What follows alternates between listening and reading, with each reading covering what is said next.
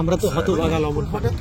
সেই না, এদিকে তো বললাম যে এদিকে মাটিতে খাবার, আমি দেখতেছি মাটিতে খাবার ভর্তি ভর্তি খাবার, সার মারে না, কিচ্ছু করা লাগে না। না, ও মানতে রাজি না আমাকে। এখানে আর কি চলে? ঘোড়ার গাড়ি ছাড়া তো কিছু দেখতেছি না চলার মতো। মানুষের জন্য ঘোড়ার গাড়ি, ঘোড়ার গাড়ি, গরুর গাড়ি, মহিষের গাড়ি আর নাই, ওই সমস্ত নাই এখন আর। সবাইকে আমন্ত্রণ জানাচ্ছি, আশা করি ভালো আছেন। আমাদের সময় বেশ কাটছে, আমরা নদী পথ ধরে ঘুরে বেড়াচ্ছি কুড়িগ্রামের ব্রহ্মপুত্রের চরে চরে। এর মাঝে অবশ্য আরও কয়েকটি নদী দেখা হয়েছে, তবে ব্রহ্মপুত্রেই বেশি সময় থাকা হচ্ছে আমাদের। এখানকার প্রাকৃতিক সৌন্দর্য, এখানকার মানুষের জীবনযাপন, এখানকার চরের বৈরী পরিবেশকে বুড়ো আঙ্গুল দেখিয়ে চরের মানুষদের এগিয়ে চলার গল্পগুলো দেখছি, উপভোগ করছি, আর সেই গল্পগুলো আপনাদের সামনে তুলে ধরার চেষ্টা করছি। আমরা গত কয়েকদিন ধরে ঘুরছি উত্তরের চরে চরে। চরের নাম কি বললেন? মাদারগঞ্জ ছিলাম, সেখান থেকে বাজার সদা করে মাছ কিনে আমরা রওনা দিয়েছিলাম। তারপর রান্নাবান্না হয়েছে। রান্নাবান্না অবশ্য বেশ একটা মল্লযুদ্ধের মতো বিষয় হয়ে গেছে আমাদের ট্রলারে। আমাদের বাবুর্চি হোসেন কাকা এবং আমার সঙ্গী বেলায়েত সর্দার দুজন মিলে রান্না করছেন, কখনো বেশ প্রতিযোগিতাতেও নামছেন। যাই হোক, আমরা এই মুহূর্তে এসে দাঁড়িয়েছি ব্রহ্মপুত্রের একটি চরে। নদীর পানি এখন অনেকটাই নেমে গেছে, স্রোত কমে এসেছে। একই সঙ্গে দেশি কিংবা বিদেশি পাখি অর্থাৎ অতিথি পাখিদের আনাগোনা শুরু হয়েছে।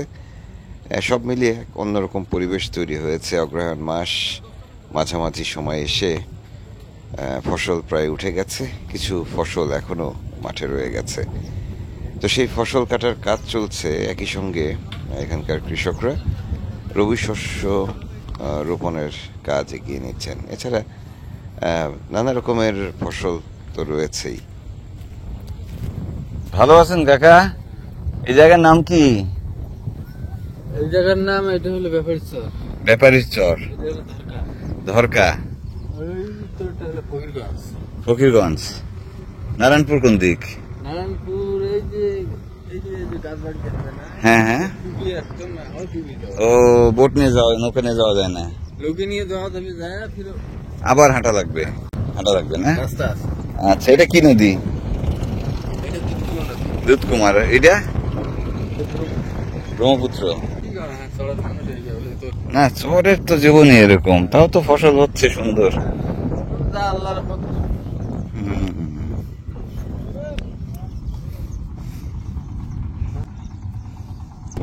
এখানে কি পেঁয়াজ রুবেন?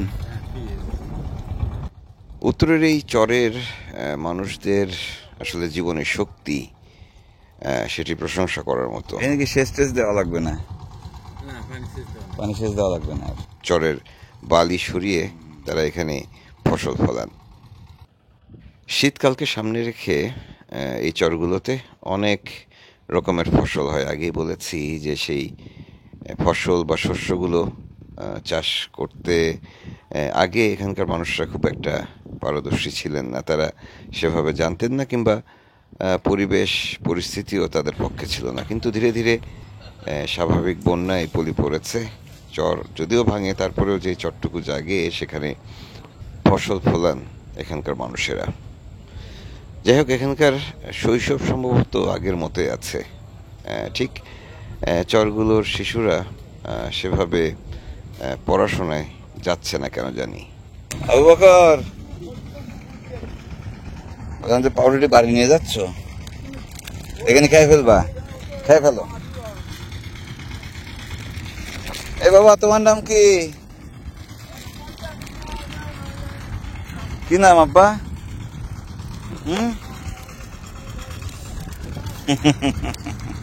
ঠিক আছে, যাও যাও যাও যাও যাও।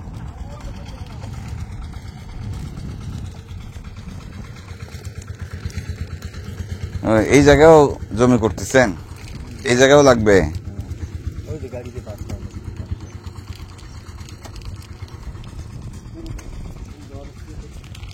এই পাশে সবুজ, এটা কি লাগাইছেন? তিল তিল সয়াবিন না না না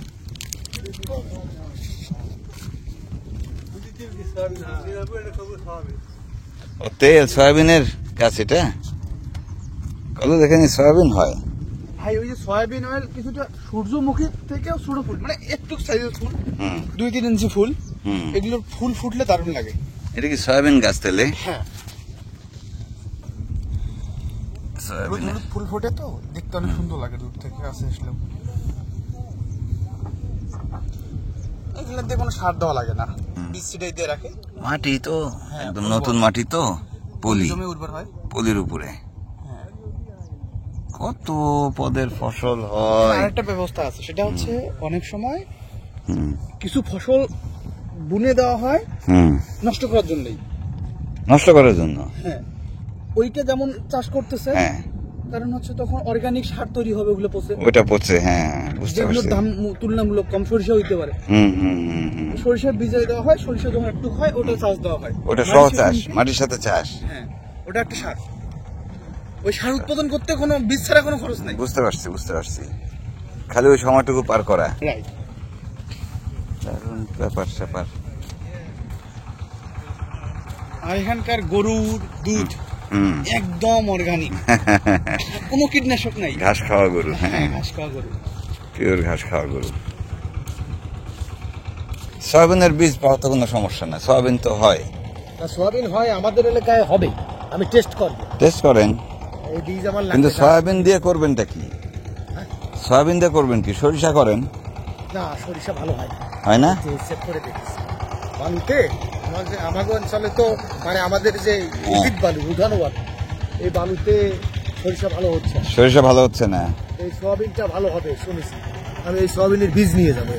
সয়াবিনের বীজ কই যাত্রাপুর পাওয়া যায় সয়াবিনটা করেন কি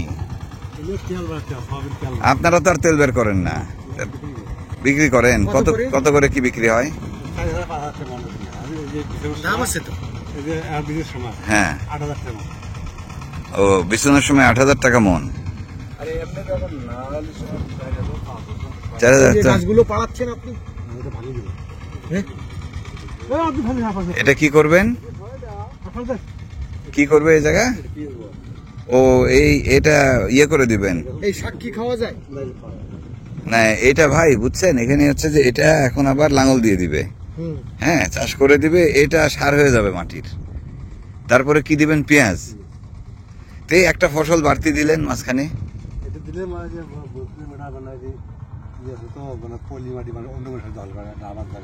ও আচ্ছা না আগে আগে আগে দিয়ে দিছেন একটা ও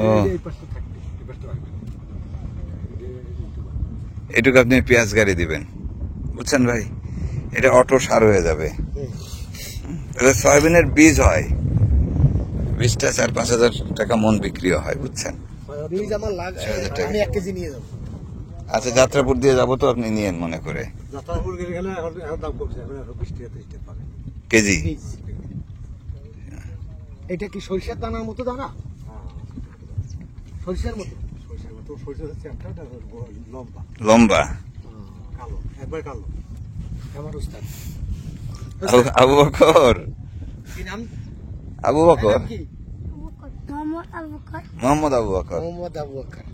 আপনি আপনি কি ইয়ে দিচ্ছেন মাপ দিচ্ছেন চিহ্ন দিচ্ছি। কোন পর্যন্ত হাল পাবেন মানে এক ফসল ওনার যেটা ওই পাশে থাকবে, ওই ওই পাশটা থাকবে ওনার যেটা হয়েছে যে ওনার তো এই জায়গাটা উনি চাষ করেন দখল হয়ে যায়। এখন হচ্ছে যে দখল হয়ে যাবে এই জন্য অন্য কেউ এসে কিছু বুনে দিলে তার হয়ে গেল মাটিটা দেখিছেন এই যে মাটি- বন্যার পানিতে একদম এটা পলি বালু নেই, পলি বালু নেই, পলি পলি। পলি পলি এতে একদম কি হবে না বলেন?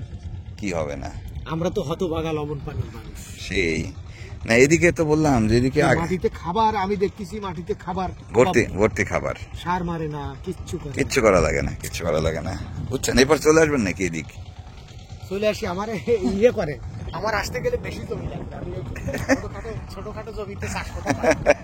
আমার আসতে গেলে অনেক জমি লাগবে, অনেক জমি লাগবে 30 বিঘা লাগবে, তা না হইলে আমার খোরাক মিটবে না। 20-30 বিঘা ধরেন নিলেন হ্যাঁ তারপর তো আবার যাবে চলে এই তো এক সমস্যা। ওই এক সমস্যা। হ্যাঁ, আমরাও ভাঙন কুলের লোক, কিন্তু আমাদের ভাঙন আর ফিরে আসে না, এদের ভাঙন এদের ভাঙন ফিরে আসে। আর এরা হচ্ছে বন্যাটা চায় না। বন্যা না হলে তো এখানে ফসল হবে না। বন্যা না হলে তো এখানে ফসল হবে না, আর আমরা বন্যাটা চাই না।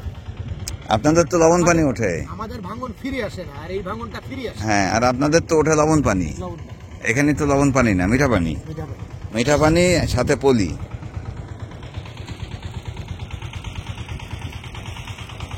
না, যেখানে সেখানে কোদাল দিয়ে লাঙল দিয়ে বীজ ফেলে দিলেই হচ্ছে। এখানেও চাষ করবেন কাকা? এখানেও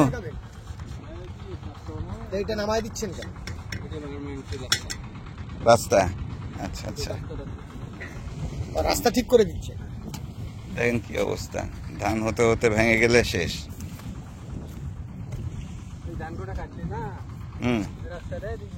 দেখছেন কখন ভেঙে যায় তার কোনো ঠিক নাই।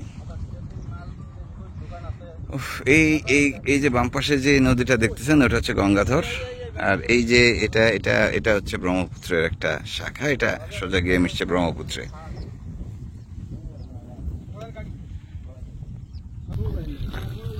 অদ্ভুত সুন্দর,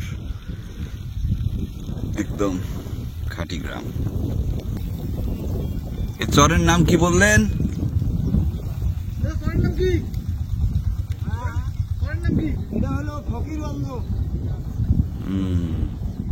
ফকিরগঞ্জ। কি নিয়ে আসতেছে তারা? খ্যার। আচ্ছা, খড়। ভাওয়াইয়া এই অঞ্চলেরই গান, এবং সেই ওকি গাড়িয়াল ভাই যে গানটি আমরা সেই ছোটবেলা থেকেই শুনে আসছি, সেটিও এই অঞ্চলের গরুর গাড়ি যিনি চালান সেই গাড়িয়াল ভাইকে নিয়ে লেখা। যাই হোক, এখানে এখন আর গরুর গাড়ি কিংবা মহিষের গাড়ি সেভাবে দেখা যায় না। আমি গত কয়েকদিন একটিও দেখিনি, কিন্তু প্রচুর পরিমাণে, অনেক সংখ্যায় ঘোড়ার গাড়ি রয়েছে, এবং এই ঘোড়ার গাড়িতে করেই মূলত চরে পণ্য পরিবহন, মালামাল পরিবহন এবং মানুষ যাওয়া আসা করে থাকে। এখন যেই 3টি ঘোড়ার গাড়ি দেখছেন, এগুলোতে রাখা আছে ধান কেটে আনা হয়েছে। আসলে এখানকার যে চরে, যে মাটিতে বা যে জমিতে এই ধানগুলো হয়েছে, তার মালিকের বাড়ি অনেক দূরে। তিনি আরেকটি চর থেকে এখানে এসে চাষ করেছেন, এবং এই ধানগুলো কেটে তিনি তার গ্রামে নিয়ে যাচ্ছেন।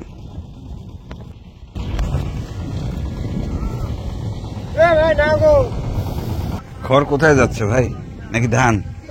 ধান কোথায় যাচ্ছে? কেটে নিয়ে আসলেন? একবারে বিক্রি যাবে এটা নাকি মালিকের? আচ্ছা, কোন জায়গায় যাবে? ভাই বেশি দিন দেরি হয় না, নামে দিয়ে চলে যায়।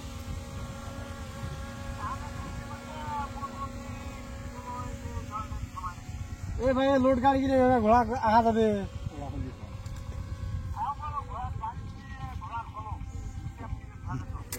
এটা মালিকের সাথে কোথায় রাখতেছেন তাহলে? এখানে ট্রলার আসেনি? ট্রলার আসেনি এখনো নিতে? ঘোড়ার গাড়ি আর নৌপথ, এই দুটি মূলত এখানকার পণ্য পরিবহনের প্রধান মাধ্যম, এবং মানুষেরা যাতায়াত করে পায়ে হেঁটে, কখনো খেয়া পার হয়ে কিংবা কখনো লম্বা পথ নদীতে করে। যে ঘোড়াগুলো দেখছেন, সেই ঘোড়াগুলোকে ব্যবহার করা হয় মূলত পণ্য পরিবহনে। কখনো কখনো মানুষকেও চলাফেরা করতে দেখি। এখানকার মানুষেরা গবাদি পশু পাখির সঙ্গে ঘোড়াও লালন পালন করে। যাই হোক, সেই গল্পে আসব পরে আরেকটি পর্বে। আপাতত জানিয়ে রাখি, সেটি হচ্ছে যে আমরা রয়েছি যে চরটিতে, সেটি ব্রহ্মপুত্রের একটি চর। এখানকার মানুষের কর্মব্যস্ততা হচ্ছে জমি চাষকে নিয়ে, এবং একই সঙ্গে যে ধানগুলো উঠেছে সেগুলো পরিবহন করে, ধান মাড়াই করে ঘরে তোলার যে ব্যস্ততা, সেগুলো নিয়ে আসলে এখানকার মানুষেরা ব্যস্ত আছেন।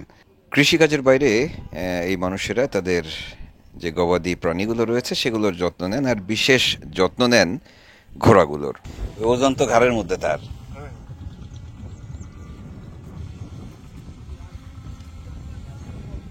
এই ঘোড়াগুলো কি এখান থেকে কিনেন আপনারা নাকি? নাকি? হ্যাঁ এই জায়গা থেকে কিনা বেশি এরকম একটা ঘোড়ার দাম কিরকম? যেমন ঘোড়া সেমন দাম। এই ঘোড়া 45, 50, 60 এরকম। বয়স কত এটা?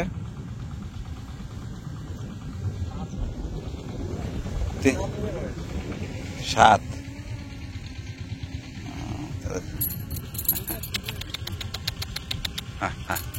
না, ও মানতে রাজি না আমাকে।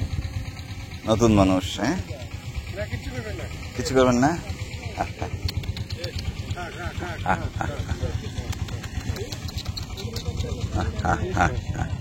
শান্ত এমনিতে, একবারে শান্ত। এখানে বাচ্চা হয় না? এখানে আর কি চলে? ঘোড়ার গাড়ি ছাড়া তো কিছু দেখতেছি না চলার মতো। মারুবের জন্য ঘোড়ার গাড়ি ঘোড়ার গাড়ি, গরুর গাড়ি, মহিষের গাড়ি আর নাই, ওই সমস্ত নাই এখন আর। এদের খাওয়া দাওয়া খাই কি? পানি, ভুসি টুসি দেওয়া লাগে না? ছোলা দেওয়া লাগে তো, নাহলে তো ওর চলবে না, শুধু ঘাস খেলে। হ্যাঁ, শক্তি, পুষ্টি দেওয়া লাগে। তার মানে হচ্ছে যে খাবার কিনে খাওয়ানো লাগে। ঘাসও খায় দেখি, হ্যাঁ, সবকিছু। তারপর রাস্তা দিছি তো, রাস্তা বাদে যদি আর খেত আচ্ছা, ক্ষতি আচ্ছা, করে। ক্ষেতের ভিতর দিয়ে চলে। এমনিতে দূর থেকে দেখতে বেশ ছিমছাম গোছানো সুন্দর লাগে, মনে হয় জীবন ভীষণ মসৃণ এখানে, কিন্তু বাস্তবতা একেবারেই উল্টো। এই মাটিতে পা রাখলেই আপনি অনুভব করবেন জীবন কতটা কঠিন। তারপরেও এই মানুষগুলো আসলে হাল ছাড়েননি, চেষ্টা চালিয়ে যাচ্ছেন। আপনারা কোথায় যাচ্ছেন আপা? নুন খাওয়া? আচ্ছা আচ্ছা, ওদিকে হাট আছে নাকি? আজকের মতো বিদায় নিচ্ছি, ভালো থাকবেন। পরের পর্বে আবারও দেখা হচ্ছে।